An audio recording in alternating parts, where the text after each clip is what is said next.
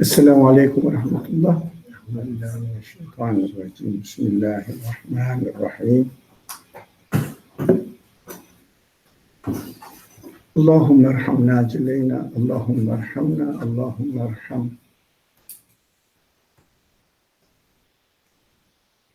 المؤمنين والمؤمنات والمسلمين والمسلمات، وصلى اللهم على محمد وعلى آله وأصحابه وأتباعه وسلم، والحمد لله رب العالمين. آمين.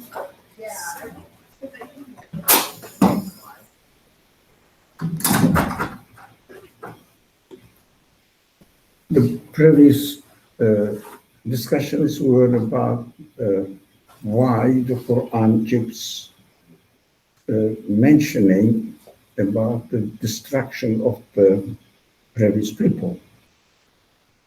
We said it should not be for the purpose of frightening people, because by frightening, no one can make or convince anybody else or make believe by frightening.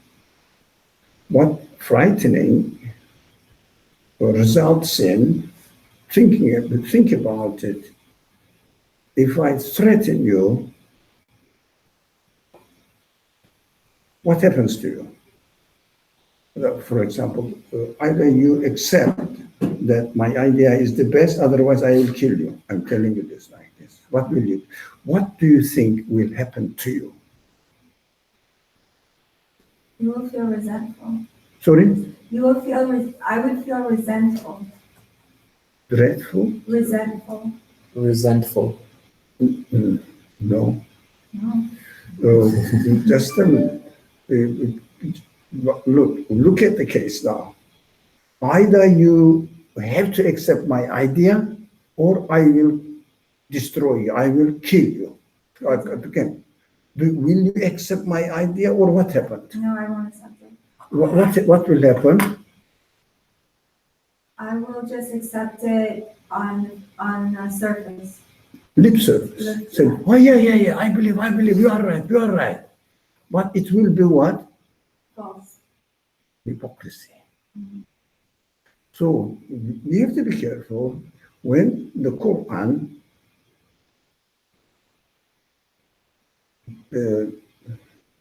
demonstrates or exhibits the dreadful ends of the previous people.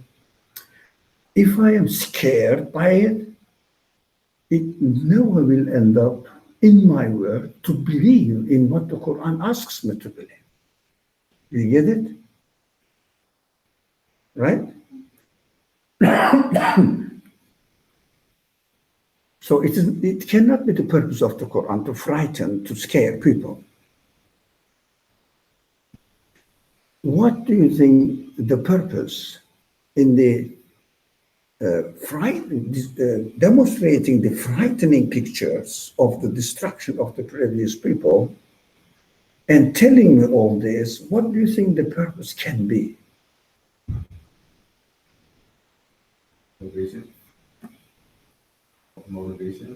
Motivation? Motivate for what? But again, remember the example we used earlier on. I'm taking the gun, pointing to you, and saying that if you don't accept my idea, I will kill you, destroy you.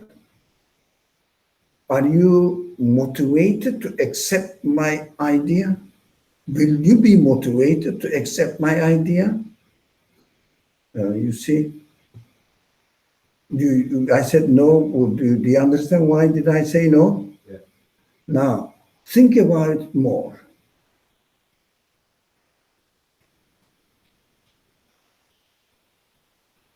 You wanted to say something. I was going to say personally, a rebellious attitude. So if I'm in that situation, whether it's through scripture, whether it's through scripture or someone in front of me with a gun, there are two processes, two train of thoughts that go through my mind. The first one is, understanding or evaluating what's at risk, right? So survival instincts in a scenario where you posted, right? Like I have to do whatever I can to make sure I'm alive, which I think is, as far as tying that analogy to scripture text is concerned, I'll say, okay, I don't know if this is true or not, but let me just do this so that I'm not sent to hell, right? Like the traditional way of understanding it. The other train of thought that goes through my mind is, well, I want to fight against this particular individual or this ideology which is being forced on me and test it and go against it, which I think this is secondary, but which I think it's interesting because in trying to go against it, you validate what's true or what isn't. What is true or what isn't true. Yeah. That's why we have to be careful not to take these kind of descriptions that quite many times are repeated in the Quran. Not only once, twice. I can get an estimate more than 20, 30. Really, to brief notes, including the brief notes, Halak has destroyed some tribes, etc. Briefly, not giving details. 15. We actually pointed out, and alhamdulillah, I was very pleased to realize this. Destruction of the people was not the result of their not taking notice of the signposts in the creation. Although the human beings are expected to take notice of the signposts in the creation, study them. Somebody is getting mad.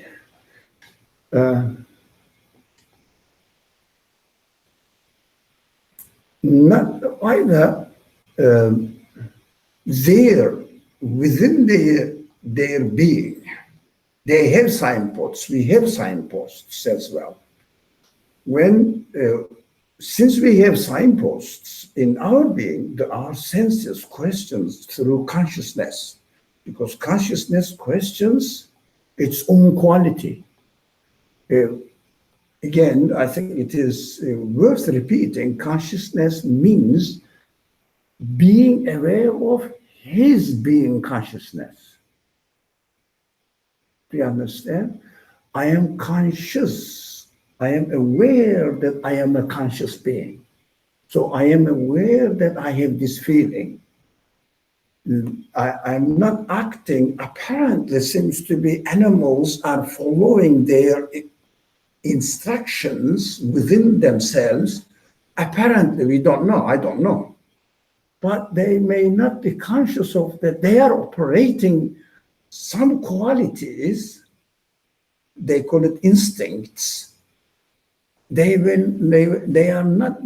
not be aware of. They are following their instincts. That is why they don't have consciousness. They have some sort of limited mind, limited memory, register, learn. Very, very limited, but they learn. You can train a dog, you can train a cat, they learn something, although limited. But consciousness cannot be educated. Mind can be educated. You can train your mind how to reason in a better way, in a consistent way. But consciousness is so wide that it is aware of its own existence. It is aware of what qualities the human beings, any human being, has. Or they are aware of the qualities that human beings have. They are aware of it. we have to make distinction between mind and consciousness. So no one can say that I have not been educated, so I don't know really how to reason. That is correct only as far as the education of the mind is concerned. But for consciousness, there is no education. It automatically operates. Right? Now, human beings we have qualities, human qualities. And these qualities remind or urge consciousness to question what they are for. Now, human beings have free will about everything. They may pay attention to what the consciousness reminds them or tells them. They may not pay attention what the consciousness tells them. We are free will. When we choose to listen to the consciousness, we know that it is speaking to me and I have chosen to listen to it. If I choose, by using the free will, not to listen to what the consciousness says, I will be aware that although consciousness is telling me something, what is it for, where did they come from, etc., I am aware that I don't want to pay attention to it. So, not as a result of not listening to the consciousness, one may deny what human senses urges human beings to be aware of and confirm. That is called, if it is related to the source of existence, that is called belief. Source of existence is ghaib. Yeah? Because source of existence of everything is ghaib to human being. It means we can not palpable, we cannot objectify them.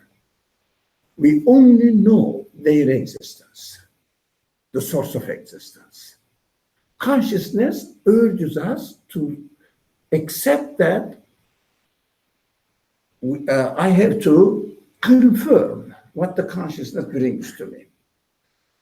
This process must be understood quite clearly. So, as far as the mind is concerned, information is concerned, obtaining the information is concerned, as far as the knowledge is concerned, we need education. If you don't learn it, it is not within your capacity of knowledge. Now, Iman has nothing to do with knowledge. So, it is not subject to education. A very ignorant man can have a best Iman than very highly educated person. Because knowledge, belief is not the result of knowledge. Now, these are very important matters, extremely important matters. But belief is the result of what? By using your free will, confirming what your consciousness brings to you, or not confirming, ignoring it. Ignoring it. That is the belief. Consciousness always questions the source of existence. Automatically. Even consciousness is such a mysterious, let's put it in this way, element, quality of human beings that it questions its own source of existence. Where did I get my consciousness? Yeah, you can ask this question to yourself. And consciousness can easily, comfortably conclude that my existence, source of existence, sorry, where did I come from? Who gave me my existence? What gave me my existence? Consciousness is able to understand comfortably that it's a source of existence, and also the source of existence of anything cannot be found in this universe. This is why Iman is subject to believing in ghaib. Why? Confirming that the source of existence of everything cannot be found and defined within the conditions of the universe. It becomes ghaib. Anything that we cannot perceive within the conditions of the universe is, in the language of the Quran, ghaib. Quran says those people who believe, they believe in ghaib. Not because we cannot define it, not because we just don't know, but something mysterious, I don't know. Consciousness is very much aware of its own existence and very much aware of the source of its own existence. So you don't have to have any other source to use your consciousness. Somebody may get a little bit irritated. Don't we have wahi, revelation? Wait. Now, somebody's hand was like that. Okay. I have a hard time to understand the concept of consciousness. Were you with us last week? No. Yeah, that is why. But we don't punish people because they were not here, but they are here now.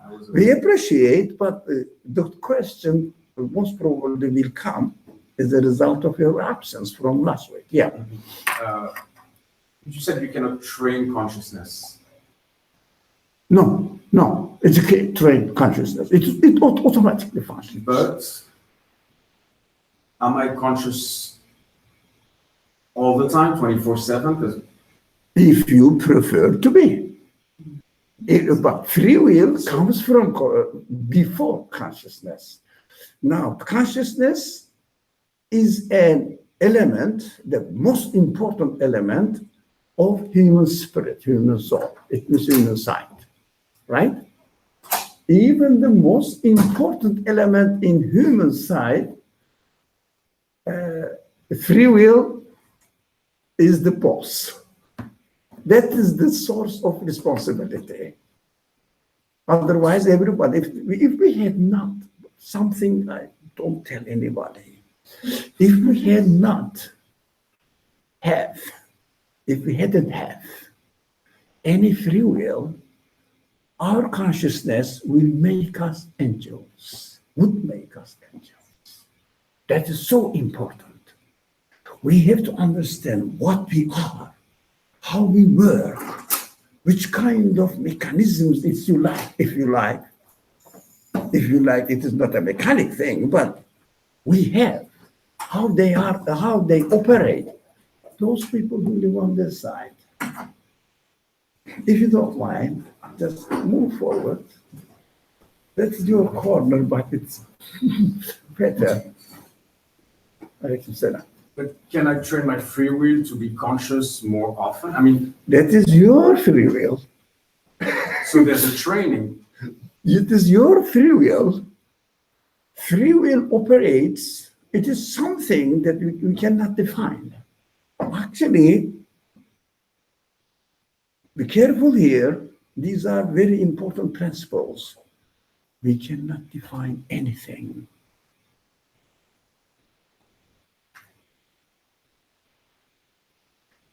Greek philosophy is based on defining everything. That's why the modern science is based on Greek philosophy's principles, definitions of everything. Every matter is defined, but they don't know that they are not defining.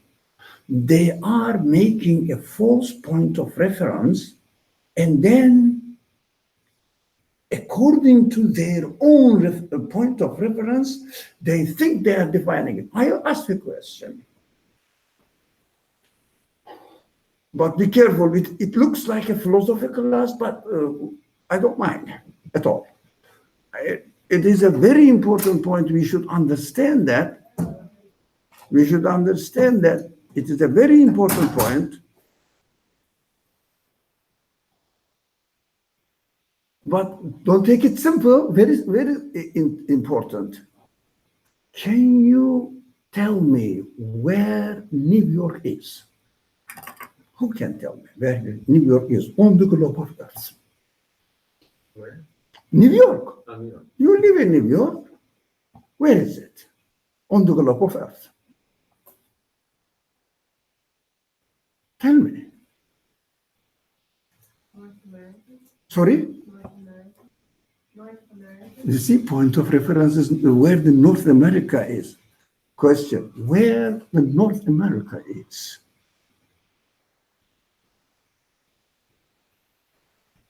You cannot.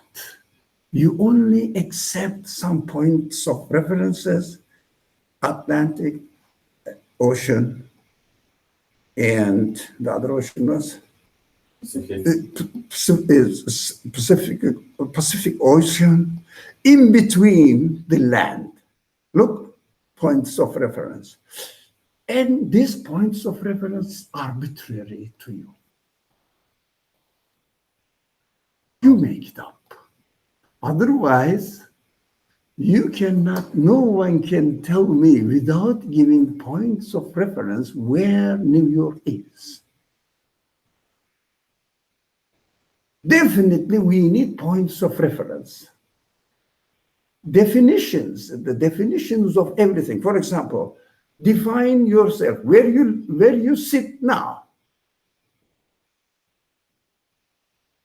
In front of Afshan, next to Aishanur, yeah, in front of me. Look, we points of references, and then you tell me your coordinations in the word. But you can keep continuing in front of me. You said, where am I? Next to Qasim. Where is Qasim? Next to you. You cannot define anything. Another thing, these are very new for you guys. I know that. Even some scholars are not aware of it. Quran never defines anything.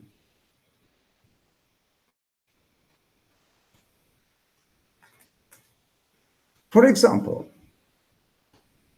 how does he define God then, himself? How? Gives us a point of reference.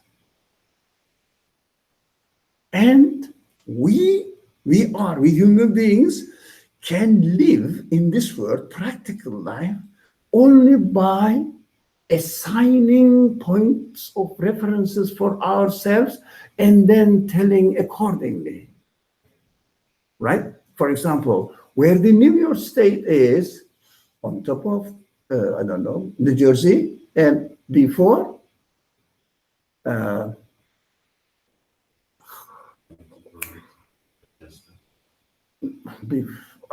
in the south of, what was the state then? Come on. Connecticut. Right? Open the dictionary. when it says 50,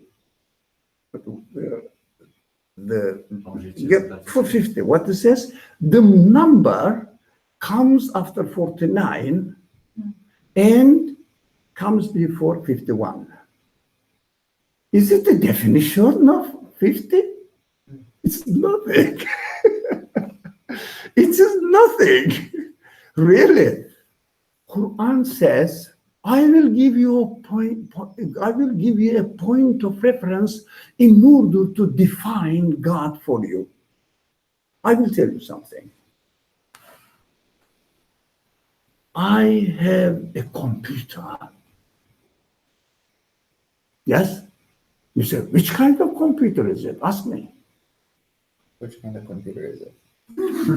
Well, I'll give you the. My computer is not like any of your computers. I defined my computer. That's how the Quran defines God. Doesn't define himself, but says, La ilaha, therefore I am. Illallah. I am the one who is not like any of the other things. That is the definition of God in the Quran. Have you ever noticed that? We don't define God. We cannot define anything, neither can we define God. But I can define God only it is or he, God, he, it, she, whatever you say. It, let's say it, is not like mountain, not like star, not like gravity, not like energy. My computer is not like your computer, not like your computer, not like your computer. That is how I can define computer for you. Because we are here in a completely relevant world. In the relevant world, we cannot define anything absolute. We have to know that. So when we say, I believe in God, what I mean, what consciousness I should mean, I believe in a source of existence which has no similar, no like of it in the universe. Hype. Did you get it? Hype. But are you sure such a thing exists? Yeah. Source of existence must exist. They can't, because source of existence of anything, objects are in my hand. I am interacting with them. My consciousness urges me to ask the question, where did they come from? And the answer is, they came from somewhere, like of which cannot be found in the universe. That is the translation of La ilaha illallah. There is no God, but God is a more simplistic way of understanding it. Did you get it? So it's always a relational definition. In this world for us, because we are in the world of multitudes. We are in the world of relativity. Everything is relative to each other. Now, think of yourself. How unique you are. Stand up. Just, you don't stand up. Now, example, stand up like this. Where am I? Think about it. The earth is globe of earth, round. Where do you find yourself? On the top of where you are. Every point on the globe or circle is the top. You understand? I am on the top. But can you define where I am? No. I am on the top. I am the center of the existence. But can you define yourself exactly where you are? No. You can only define yourself by using your consciousness. I am not the source of existence of my existence. Source of existence of my existence. I am not. So I am the result of the one who gave me existence. That's so simple. There is no other way to define yourself. No other way. You cannot define yourself. Only I am created by a one who is right, absolute. That's it. It's very, very strong, very powerful, very true, very convincing to me. Very true. You cannot argue against it. It is difficult for us to think of like this. That's why some people claim to be atheists, denier of the source of existence, the creator. They say, who is this God? As if they are waiting for a description of it, definition of it. Answer, can you define anything without relativity? No. So, no, nothing can be defined without assuming a point of reference. That's why the Quran says, لَيْسَ كَمِثْلِهِ شَيْءٌ. He is the one whose like of it is nothing. My computer is a computer. None of your computer is like mine.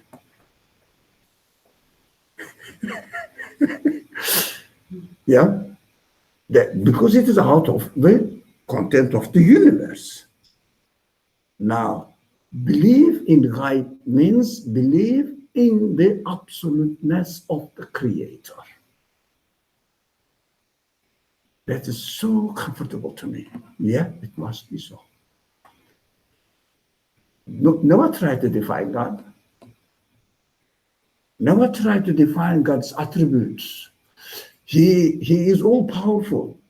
Define the powerful. What is powerful?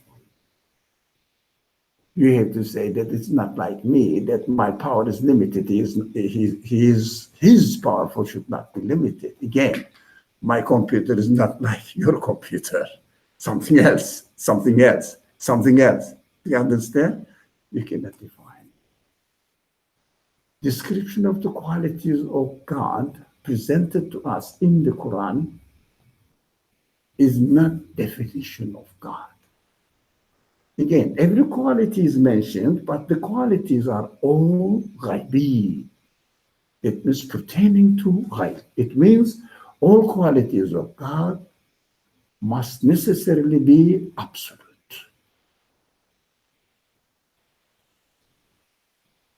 You cannot define it.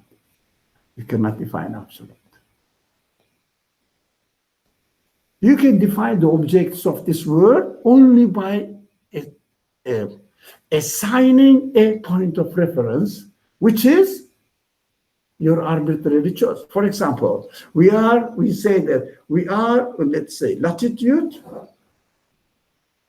and the coordinations, how do you say, latitude and longitude, I don't know how to pronounce it. Longitude. Longitude. One person. Longitude. G. G. Longitude. Yeah. Yeah. Longitude I think it's longitude now, I'm doubting. and Latitude. latitude is according to what? Greenwich, being the center.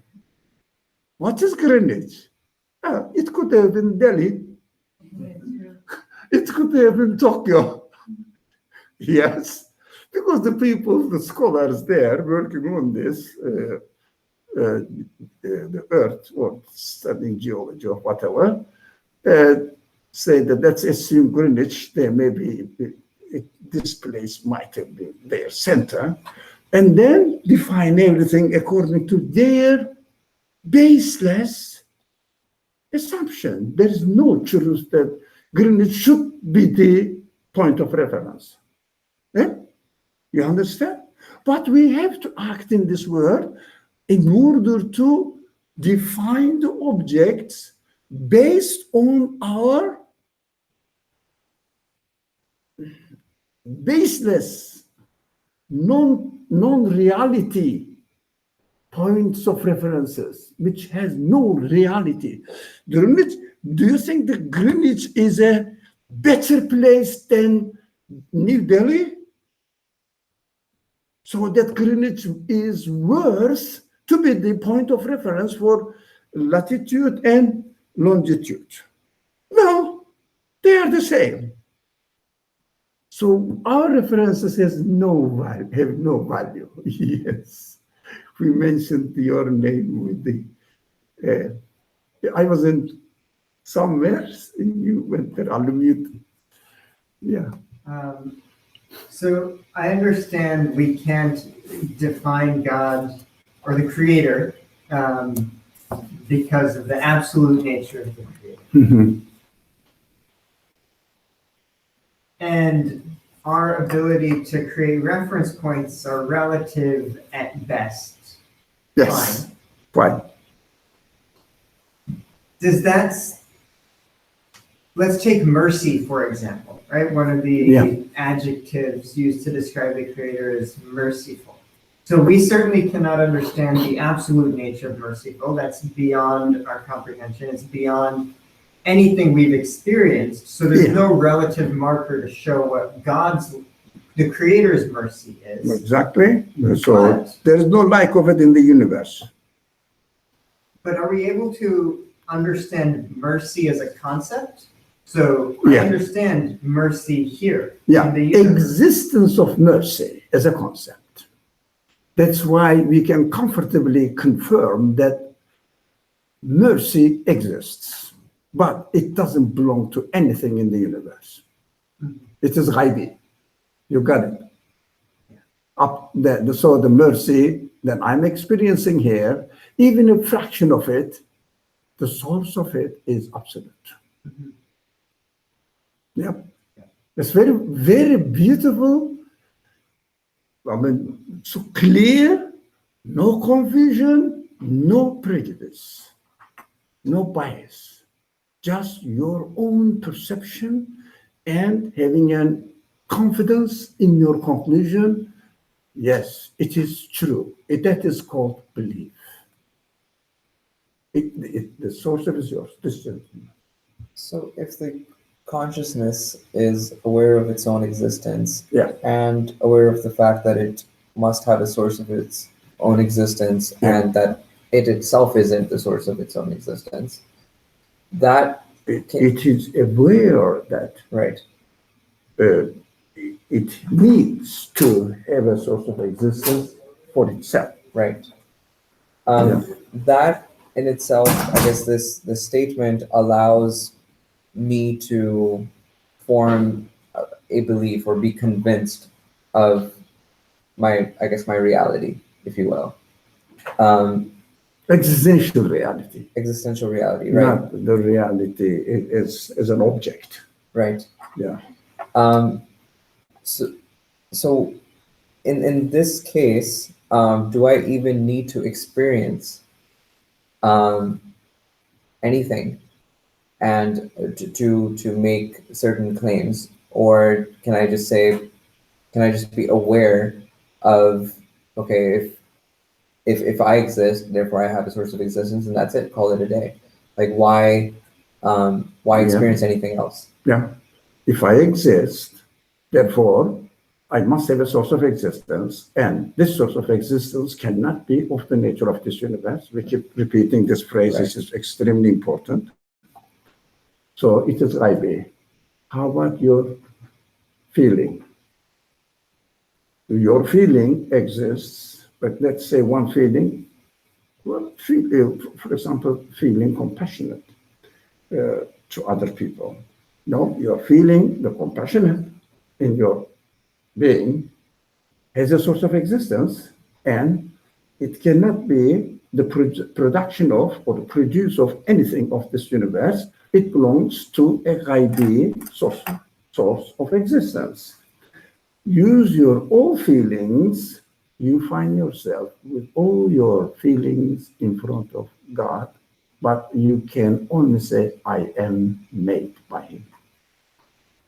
All my qualities, together with all my qualities, I am His creature. We cannot claim anything else. I do this, I don't really want to do this, or these are all irrelevant, has no truth. We cannot claim anything. Whatever we let the reflection of the qualities in ourselves and reflected in our being, and our free will acknowledge that it is coming from the absolute source, we are believers. If we don't acknowledge it, we are either neglectful people or deniers. There is no other way. So we have to be very careful to employ this consciousness at every level of human education, because belief is not the result of education. Belief is the result of awakening, becoming aware of your own existence, your own consciousness. Belief is not of the kind of knowledge we keep telling you. I keep telling you. We think that a farmer cannot be a believer, a strong believer, as a physicist, a professor in physics. No, farmer can be ignorant of physics, but it doesn't mean that his belief will be less than the professor. No.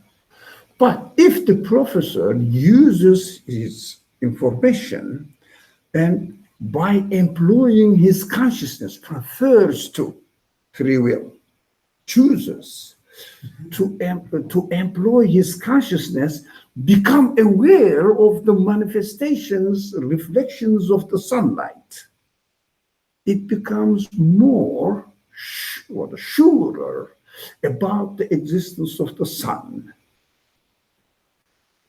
But you don't have to be an educated person in order to be a believer. Most of the people around the prophet, most of them were illiterate, uneducated nomads, Bedouins, with the enlightenment of belief. They became the rulers of earth, the most developed civilization of the age. Suddenly, did they get any education in political science, administration, MBA, any training? No. It's a matter of belief. It is within you. Shall we come back to our subject? It is within us. These are maybe, I don't think you hear this kind of things at all. It is not in the air, it's not in the culture. That's why people's belief always subject to questioning by themselves and shaky. Because they are not convinced within themselves, there's no foundations for their belief. So they hear something and define themselves, look, I am a believer because I belong to a believing community or family. The point of reference is self-appointed, self-assigned. The universe is created in such a way that if only I can demonstrate it. Now, you can imagine, you are all clever people, you can imagine a signpost. In the signpost, which says, where should we go? Jersey City. Yeah, look. Jersey City underneath an arrow. Right? That is called a signpost. Now be careful, there is something magical there. In the universe, there is no such a thing. Everything is a signpost, but there is no signpost that I described right now, saying New Jersey and an arrow next to it, or underneath it, or next to it, doesn't matter.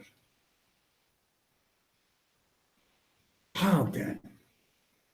When you write the New Jersey, you write it in a arrow form.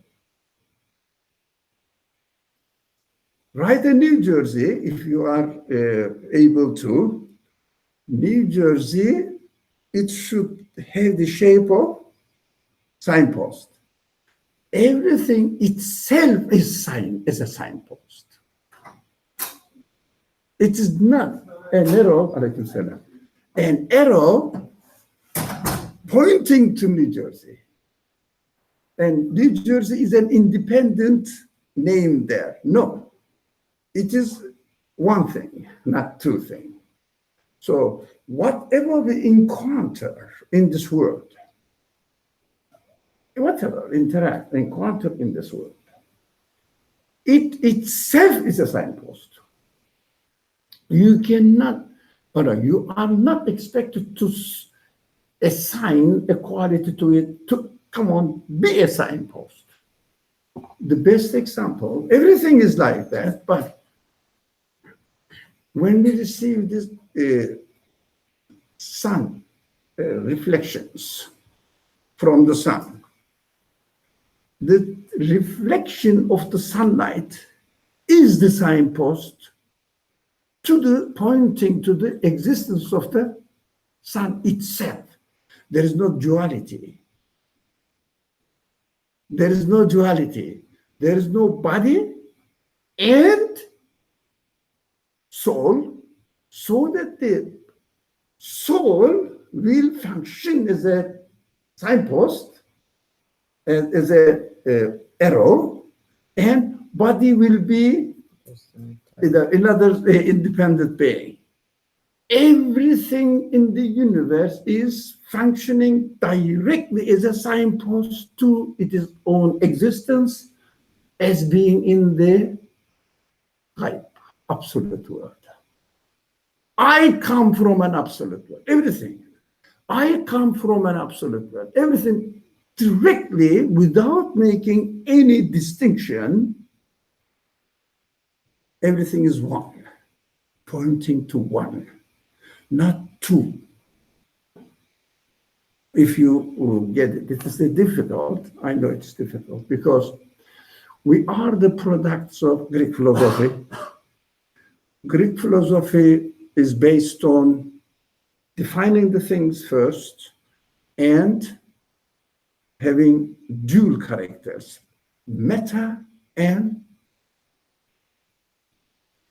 not antimatter, physics and non-physics, metaphysic, right?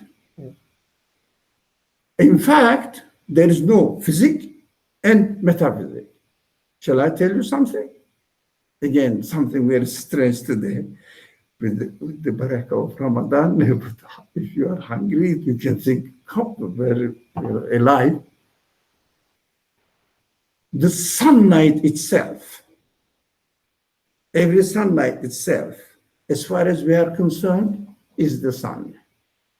If there was no sunlight, there would be no sun. We cannot talk about sun if there was no sunlight. So in the universe, everything directly is coming from absolute. Directly. You cannot attribute the existence of something. That's why my body is coming from absolute world. My mind is coming from the same source. My feelings, all of them, each one of them comes from absolute world. I am nothing but the manifestations of the absolute. Reflections of the absolute. You are the fractions of the sunlight. Yeah, so precious. Are you saying that there's no sun?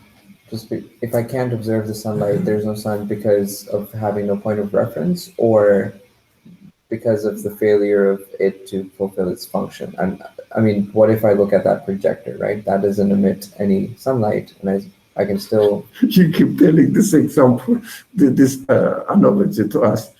If I say I am a father, it means I have children. If there is no children, if I don't have any children, I keep hearing from you. If there is no children, can I talk about myself as the father? No. The existence of the children makes me father. Something magical, isn't it? So we have to aware that if we did not exist, is there any way to talk about God or the Creator? If there is no created beings, if there is no manifestation of mercy, if there is no manifestation of power, what are we talking about God? We can only talk about God after becoming aware of its reflections. That is talking about God.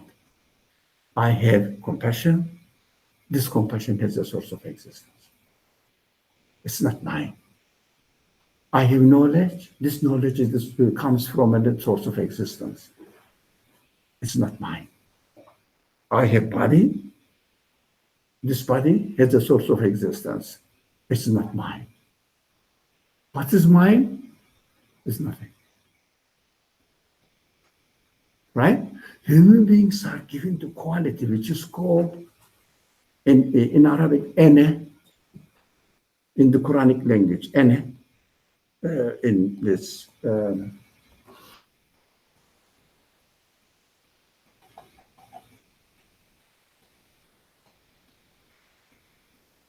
nefs,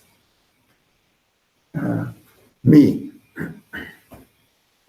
Me is only become aware of the manifested world, but human consciousness, this human ego, is given to us to become aware of the point of references to the reality of the existence of the Creator. We make always, the ego says, look, I have some power, right? I have some power. Ego functions in this way. I feel some compassion, some mercy to some people or somebody or myself. Yeah, I have power to lift the sun up. Yeah, that is point of reference.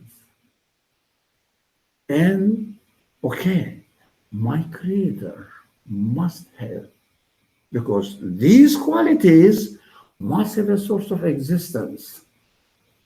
And this source of existence is reflecting his qualities in me. So when I said at the beginning, it is false that I said I have some mercy for some poor people, because it doesn't belong to me. In the second stage, we acknowledge the artificialness, non-reality of the claim that I have mercy. I have such and such feelings. Just human ego gives us the opportunity to establish a false point of reference. Use it, get reach the result, and come back. It was false. I said, I have compassion. Does it belong to me? Am I the source of existence of my compassion? Oh, no. Then my source of existence is the source of existence of the compassion reflected in me. Beautiful. You can submit yourself totally to your Creator. I am nothing but a creature of my Creator, reflecting all his qualities on me. It's beautiful. That is called living in the presence of God, awareness of God. It's beautiful. You can do it. It needs training. It is difficult. I keep saying that we are the products of Greek philosophy, which means Greek philosophy, products of Greek philosophy means everything is categorized and artificially defined, but they don't say it's artificially defined. Everything has a definition. Everything is categorized. And if the philosopher believes in, like Plato, believes in something metaphysical, ideal, they make it dual. Yeah, I am here, I believe in God. But Quran says, I am the believer. God says, God introduces himself to me. I am mu'min. Think about it first. It means when you use your consciousness and conclude that there must be an absolute creator who gave me existence, this is the result of, this result is the fraction of your creator's quality, which is a believer. Yeah. So you cannot say, I am a better man because I believe in God. No, it is just God's reflection in you. You just, by using your free will, opened up, not accept it, embrace it, not deny it, not cover it up. You have not covered it up. That's it. Accept it, the reality as it is. So how do you reconcile the reflection of bad qualities in people? Like, wouldn't anger and hatred and all these negative qualities also be a reflection? Source of existence. So how do you, I guess, Source of existence, yes. Anger is created and it must have a source of existence. Yeah, you are given the free will to use it. When you get angry, this sense is given to me by my Creator. It is not my property, so I cannot use my free will as I want. There is no difference between using your anger and using your mercy.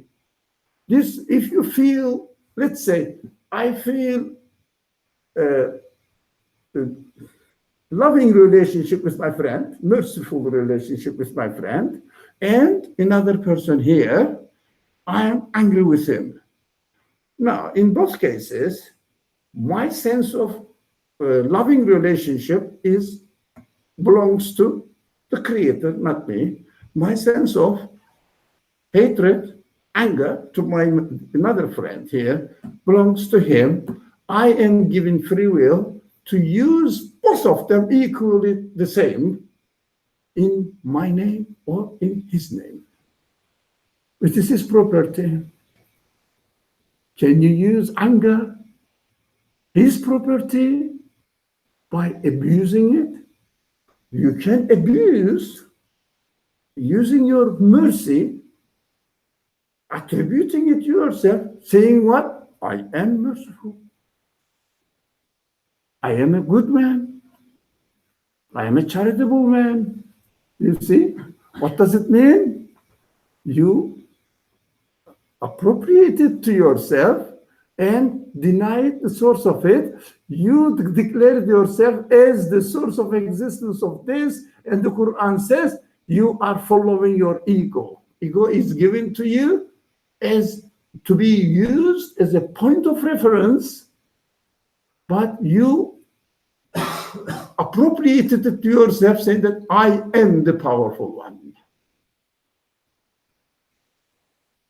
So what should I say? Yes, I have power. And consciousness comes and says, does it belong to you?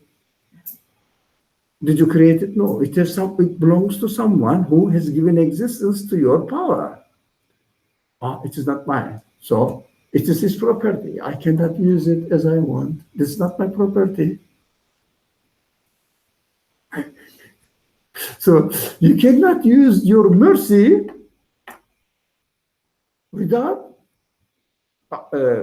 with appropriating it to yourself. You cannot use your anger with appropriating yourself. If you use both of them by appropriating them to yourself, it is equally wrong. You are getting, let's say, angry with someone in an unjust way, or you are being merciful to someone in an unjust way. Why? You have stolen the property of the Creator. And you claim that you are the merciful one, not he is. من اتخذ إلهه هواه. This is a very frequently referred ayah. Those people who take their own ego, Heva, which has no reality at all, their God. Claim that I am the owner of my mercy. I am the owner of my anger. These are the subjects, many subjects we talk today. Each of them must be dealt with in a deep manner, and needs to be demonstrated with examples, but once a week class, it's not that. Every day, 8 hours, we have to train. Okay. Following up with a sub-question, it's injustice. Yeah. Okay.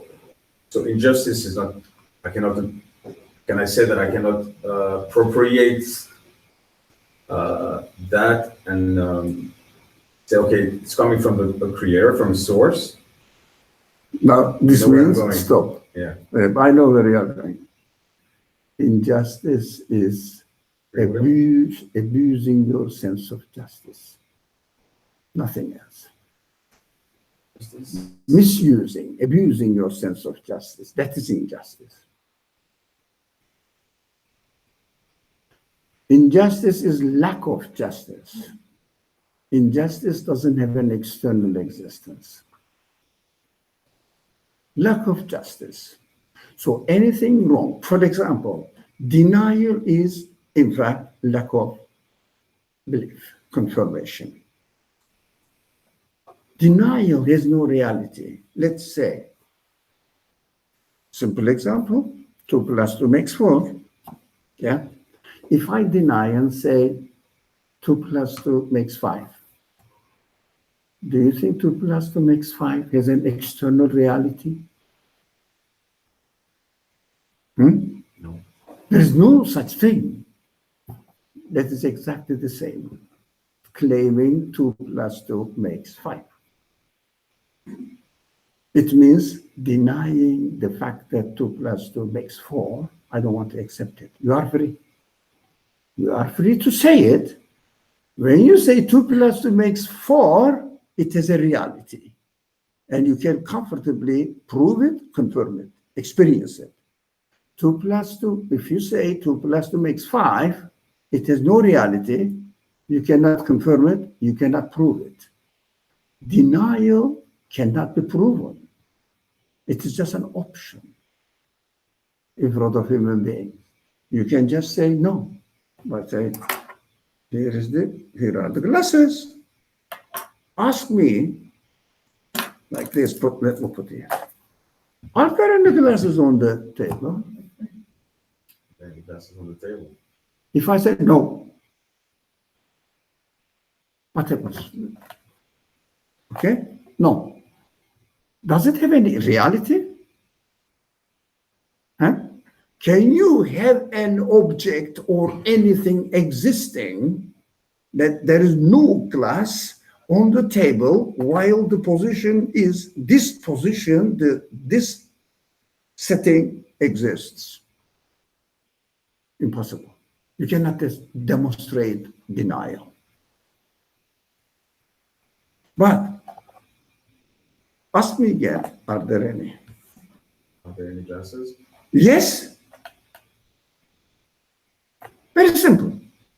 I can prove it, I can demonstrate it, I can confirm it because it is my reality. My consciousness is very much aware of it. Simple, isn't it? Very simple. If only we train ourselves not thinking, well, now, what we usually do, let's make a positive statement.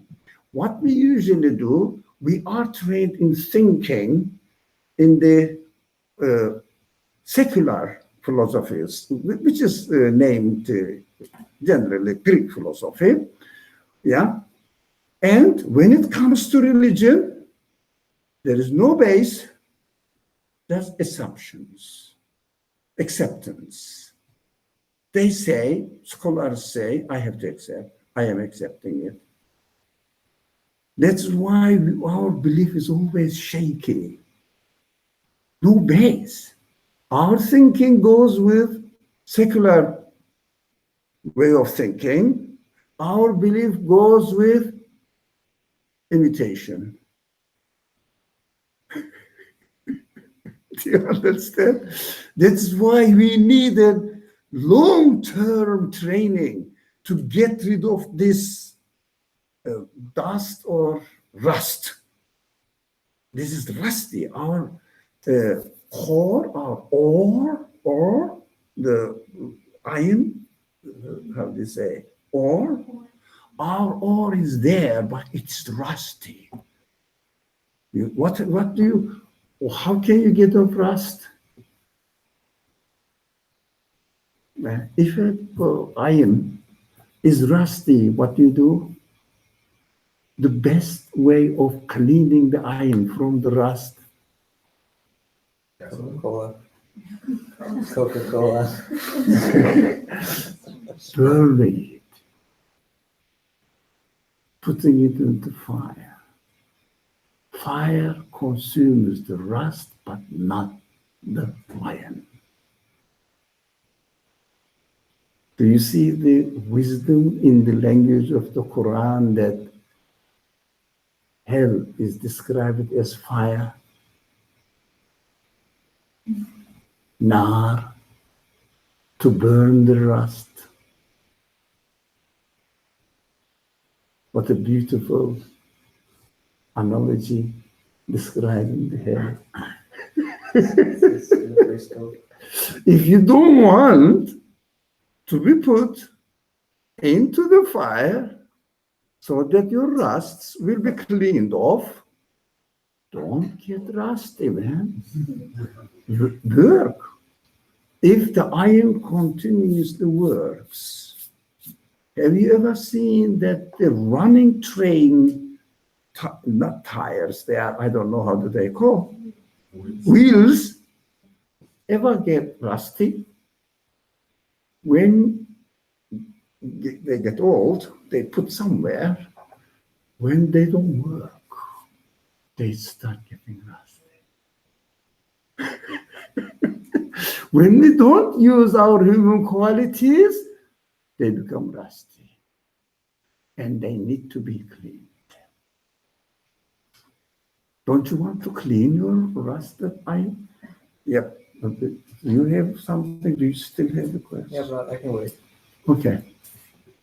Okay, so if I find myself in a frustrated situation, I feel frustrated because I perceive the situation where I feel like someone is acting unjust to me, then I can, using this train of thought, I can say that, first of all, I have been created in a way where I prefer justice.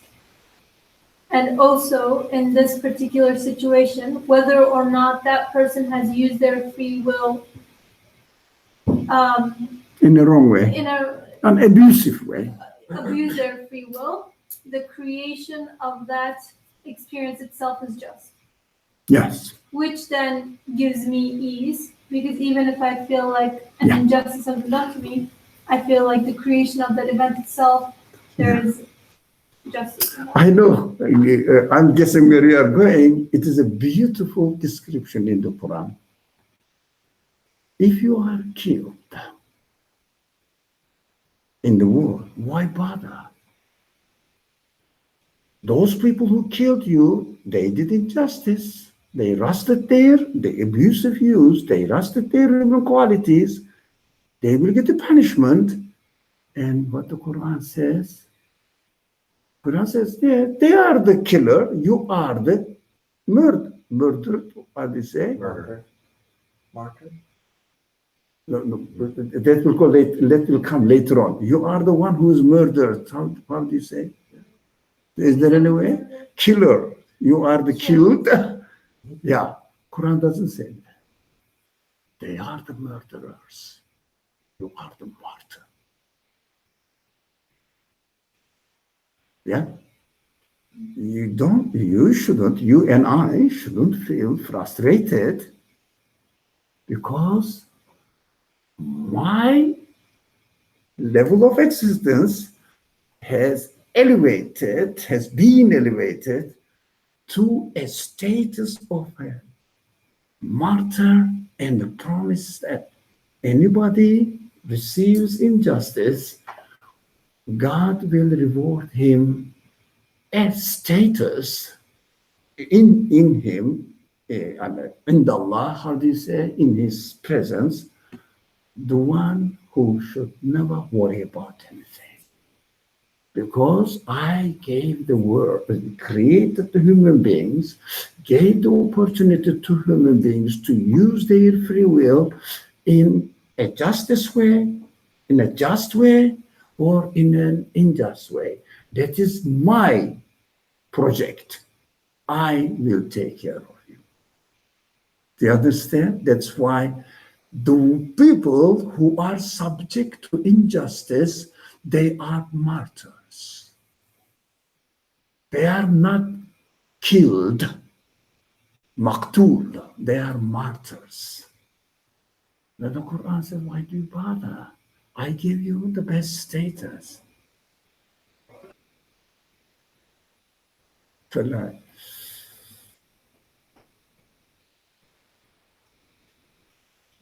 Inna awliya Allah. Inna awliya Allah. When I think it doesn't come, there is no fear, there is no worry for the people who are subject to injustice. So, if someone treats you badly, you will defend yourself. That's something else. But At the end, he really harmed you. Rather than being disappointed, frustrated, you should say, my Creator has chosen me as a martyr. This man will suffer. That's his responsibility, none of your responsibility. But I am the martyr. You should be thankful to it. Oh, God. You have appointed me to the highest level of existence in your presence. I am proud of it. You see, this education, the people of the friends of the prophet, were dying to be a martyr. Why? Do you think they were crazy? They wanted to be killed? No, if they wanted to be killed, deliberately, they are dead or suicidal. It means they suicide. Someone kill me, then I will be martyr. It means it is suicide. And suicide is the most unforgivable crime. But you have to defend yourself for the sake of reaching God, becoming aware of God, and you cannot be successful. You are not successful, then you become martyr. That's why they want to be not killed, but become martyr. This is the difference. We have to pay attention very seriously to the language of the Quran, not really knowing the meaning of the words employed. Yeah. Meaning of the words. No. There's a shaheed or shuhada. Yeah. Shaheed or shuhada is the name, is the word employed in the Quran. Yes? Okay. You don't know the name. You don't understand it. Open the dictionary. It will say martyr. Still you don't understand what martyr is if you don't know the Quranic concepts as appropriate to the Quranic context. Right? That's why if you want to study the Quran, you have to study the concepts within the context of the Quran. So when it says martyr, you have to know what you are talking. Not the ones who are murdered in the battlefield.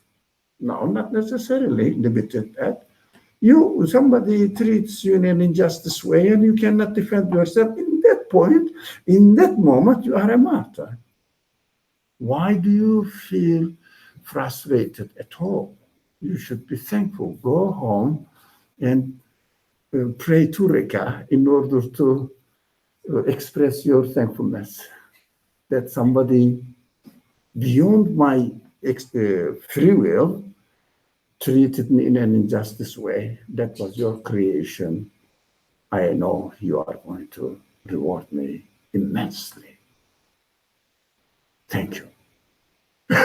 Frustration, depression, yeah, or tension, getting angry. No. In the war, they are trying to kill you. If you get tension, yeah, and aggressive, what happens? You become the aggressor. You become one of them, one of your enemies.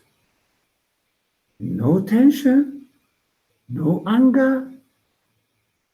Just defend yourself as you are. No egocentric interpretation of anything. As comfortable. That is my duty. I have to defend. There is a car. You are trying to cross the road. It is coming fast. What do you do? Without getting angry with the car, you withdraw comfortably. No anger. What happened? You exercised your free will as submitting to the order of the creation. You made an ibadah. It means you obeyed God's order. It is an ibadah. It is worship. When you obey God's order, isn't that worship? It is worship. It's so simple. Everything is so simple. But unfortunately, two elements. One is the way of reasoning that we are conditioned is Greek tradition. Still, with all sciences are based on secular philosophy. So we always question. That's why, for example, I'm not blaming you. You said, I feel very frustrated. A believer cannot be frustrated. Everything is created by God. How can you be frustrated by using the result now? How can you be frustrated? Because you are treated by your creator in a particular way. It means you are not happy with your creator. It means you are not aware what you are doing. It's very interesting.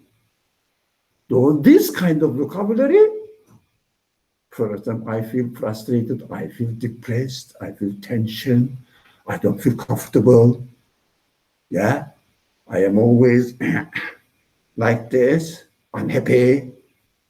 These are all not lack of belief, but lack of confidence in one's belief.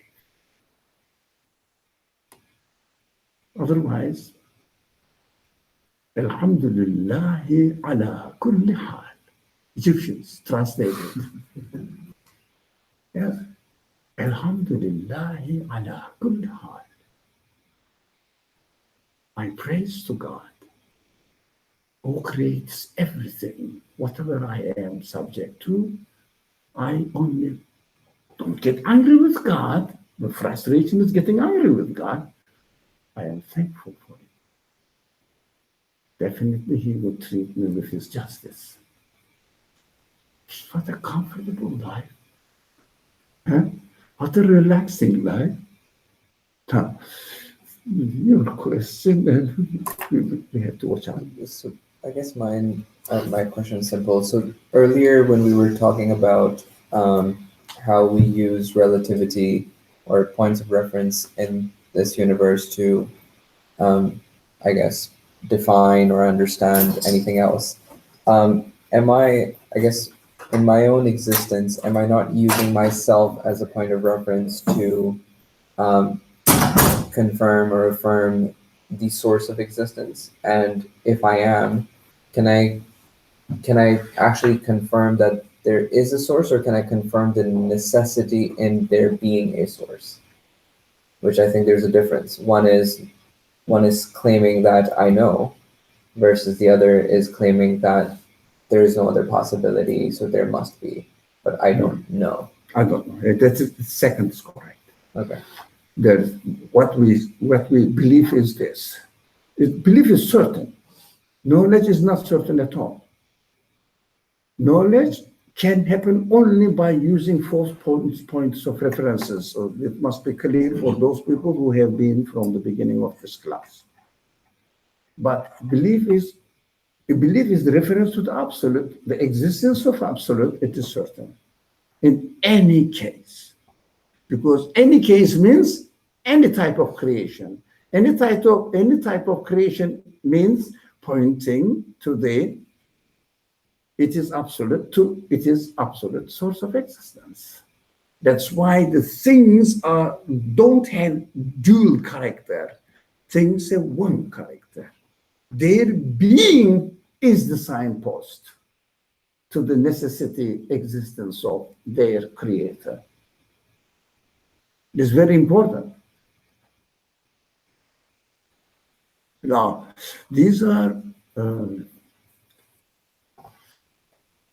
precious to me, very precious thoughts, very precious understandings, makes me comfortable, At any event, I am comfortable. The story is told. There was a great scholar. It is a story. It may be true, but doesn't matter. For me, it's that story. He was teaching the classical madrasa system. Sits in the madrasa or mosque, and every scholar sits in front of a pillar. Now, whoever wants to come, they come and listen to him. While he was teaching, this is a story. Who he is, when it happened, is it really true? Irrelevant questions.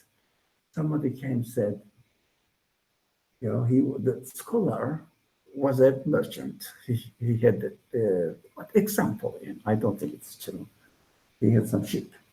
He was a transporter. Said, your ship has sunk in the Red Sea. Can you repeat that just louder? So your ship has sunk in the Red Sea. He carried on. Alhamdulillah, carried on. And a few minutes later, the same man came. Oh, I'm sorry, it wasn't your ship. I was misinformed. It was somebody else's. And carried on. Can you imagine? That's belief. Whatever is created by the same God. But why don't we feel like that? I don't. I'm trying, but I don't. I'm trying to remember. Look, hey, what's going on? It is not your business. It is God's business. You have to take care of yourself, to protect yourself. My friend, something happened to this. Negative. That we don't want. Okay, that's how God ordered.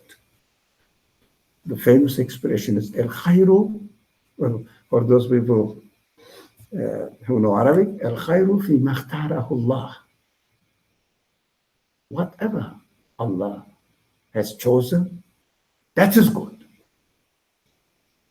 Your ship has sunk. It is the choice of God. That's good.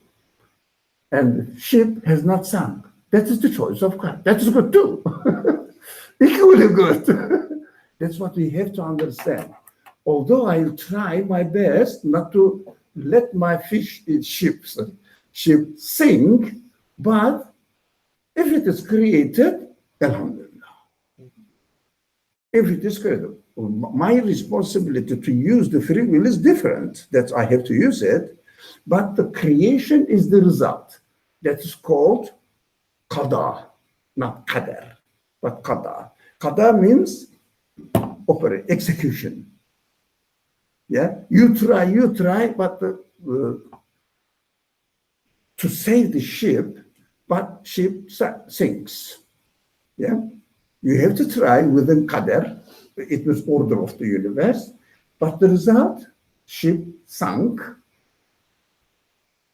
Qada.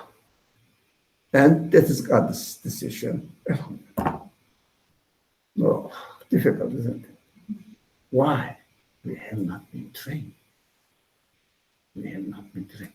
Because what we are introduced as religion, that's all the religious discourses that you hear. You don't hear this kind of thing. Yeah. Alhamdulillah, I'm very pleased. Very, very excited and pleased. Now,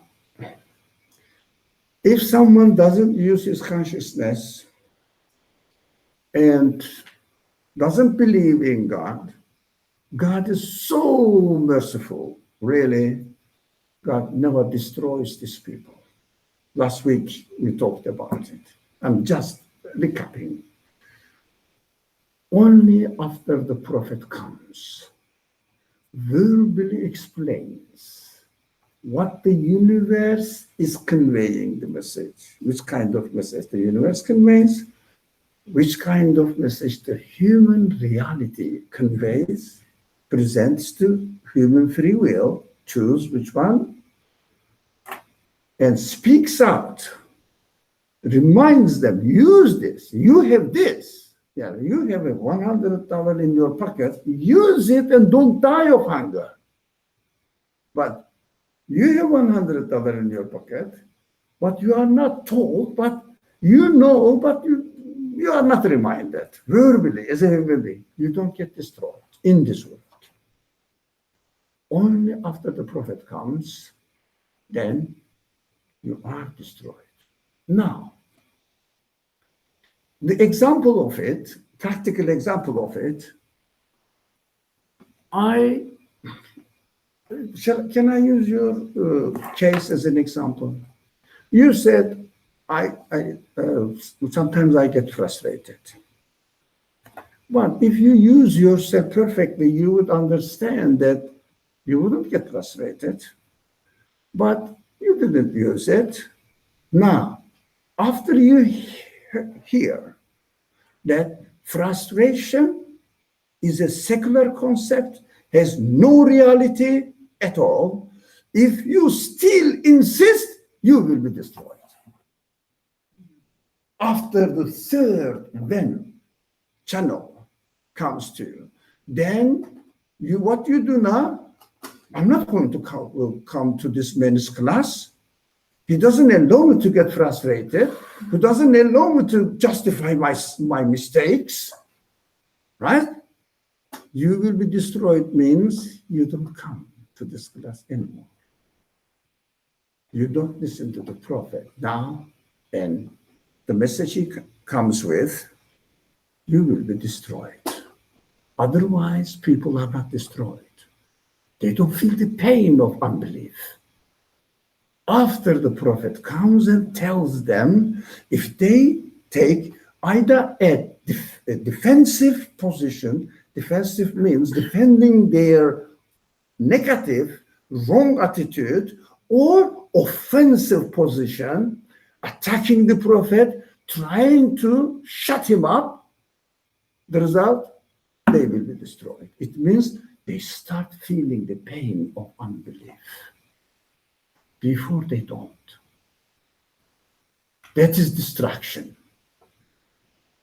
You are told, you know now that obvious, although your conscience can be aware of it, but you are clearly told now, and you still don't listen to it, you start saying that, yeah, I am wrong, but I am still doing this. This conflict causes your destruction. It means you will never be happy in your life. You don't have to get a, I don't know, storm or volcano or I don't know, heavy, very strong noise and really destroy you. No. Within yourself, you will never feel comfortable because you are reminded verbally as well as a third channel, supporting each other. That's why Quran doesn't frighten us. If you don't listen to the prophet, you will be destroyed within yourself. Otherwise, if the prophetic message doesn't come you may be still comfortable within your own worldly life. After the prophet comes, you cannot be comfortable anymore.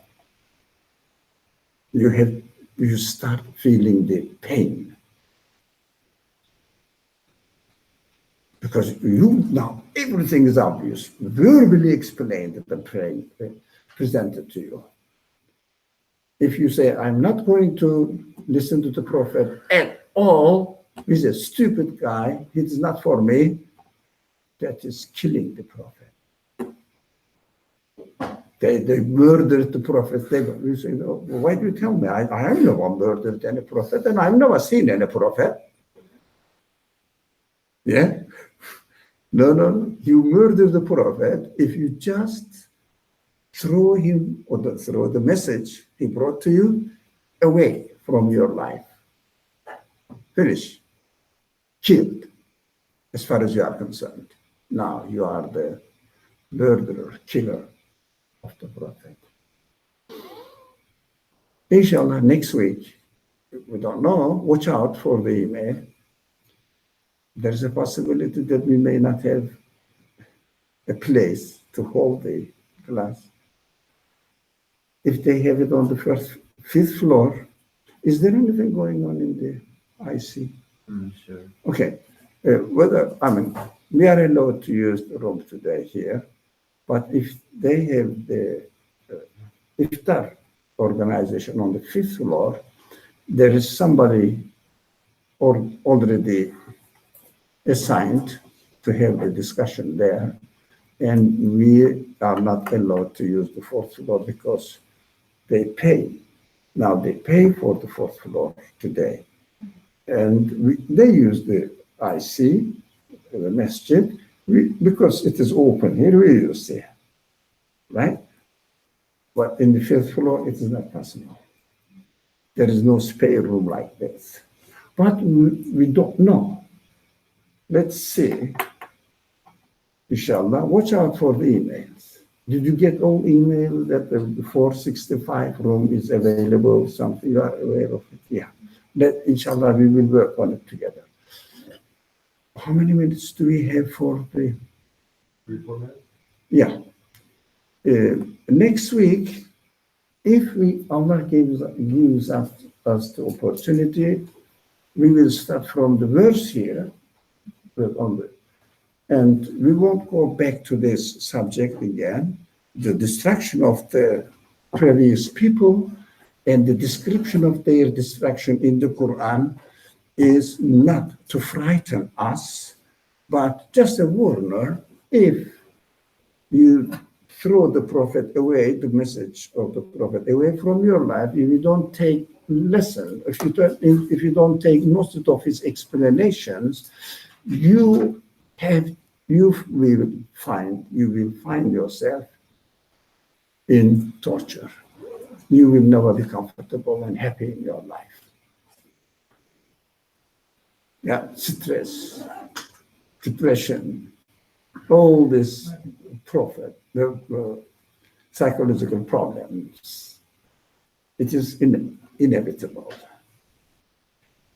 That is the reminder. Otherwise, we don't know the people, and there is no prophet, and we didn't really throw away the prophets, and there are many people here don't believe in God, and the New York is not put upside down. Manhattan is still comfortable, still enjoys God's mercy. Everybody is happy, eating, drinking, whatever. But inside, they are destroyed. بسم الله الرحمن الرحيم سبحانك لا علم لنا إلا ما علمتنا إنك أنت العليم الحكيم وآخر دعواهم أن الحمد لله رب العالمين بحرمة سورة الفاتحة.